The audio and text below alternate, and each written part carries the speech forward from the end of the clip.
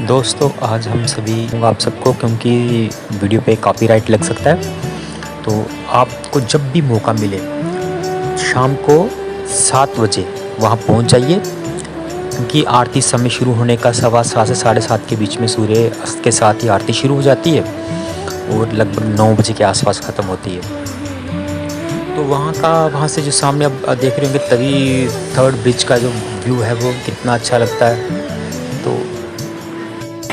वहीं घाट पे बैठे-बैठे हम तवी के उस पार का नज़ारा भी देख सूर्यपुत्री तवी की आरती अटेंड करें, वहाँ पे जो बाकी धार्मिक आरतियाँ होती हैं उनको भी अटेंड करें और अपने धार्मिक भावनाओं को एक कहते हैं ना कि